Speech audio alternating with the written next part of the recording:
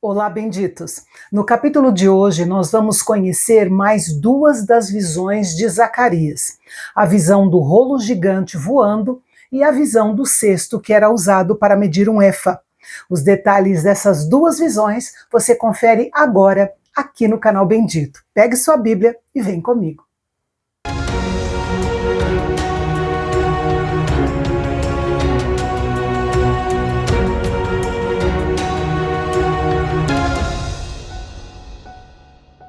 As visões que nós vamos ver hoje concentram-se na terra de Judá.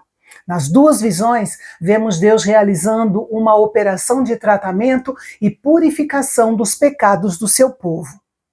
O anjo intérprete, assim como das outras vezes, perguntou ao profeta o que ele estava vendo. Ele fazia essa pergunta sempre porque ele precisava estar certo de que aquilo que o profeta via era realmente o que se esperava que ele visse. Só então o diálogo se encaminharia para a interpretação. Zacarias disse que via um grande pergaminho aberto voando sobre a terra de Israel. O rolo tinha aproximadamente 9 metros de comprimento por 4,5 de largura, que eram as mesmas medidas da entrada do Templo de Salomão. Esse rolo representava a palavra falada de Deus e era o símbolo da sua maldição que pairava sobre as casas dos ladrões e dos perjuros. Uma curiosidade aqui é que havia um modo antigo de amaldiçoar certos indivíduos que funcionava da seguinte forma: tiras de papel eram escritas com maldições, e essas tiras de papel eram lançadas ao ar com a esperança de que o vento as levaria até as casas contra as quais as maldições eram proferidas.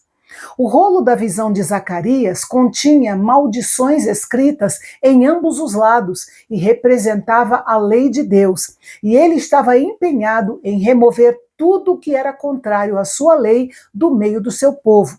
De um lado do rolo estava escrita a maldição contra aqueles que roubavam, o que era uma infração do 8º mandamento. E do outro lado, a maldição era contra aqueles que juravam falsamente pelo nome de Yahvé, uma infração do 3º mandamento. O anjo então explicou para Zacarias que aqueles que haviam cometido esses pecados seriam punidos severamente. O rolo seria levado a voar pelos céus, conduzido pelos ventos, e repousaria sobre as casas dos ladrões e dos que juravam falsamente em nome do Senhor.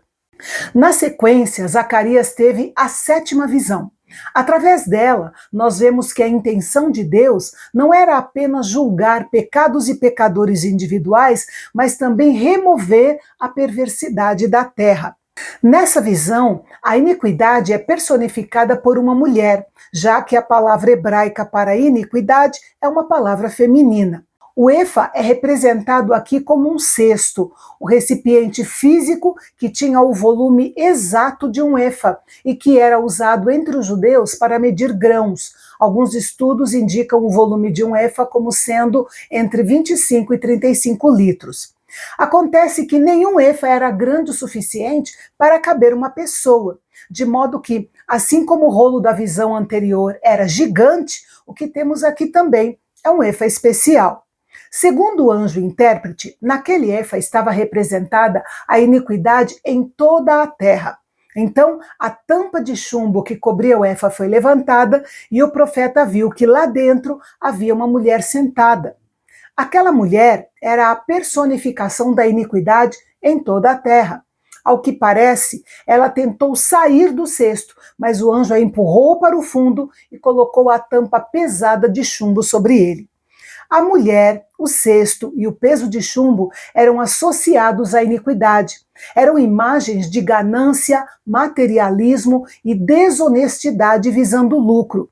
Esses eram os pecados que o povo havia trazido consigo quando retornou da Babilônia. Lembre-se que quando os judeus foram levados para a Babilônia, era um povo agrícola. Mas ao longo dos 70 anos de cativeiro, muitos dos judeus nascidos na Babilônia moravam em cidades e se tornaram comerciantes bem-sucedidos. Assim, a mulher do efa representava o espírito competitivo mercantilista. Então ocorreu outra surpresa. Duas mulheres surgiram voando acima da cabeça do profeta.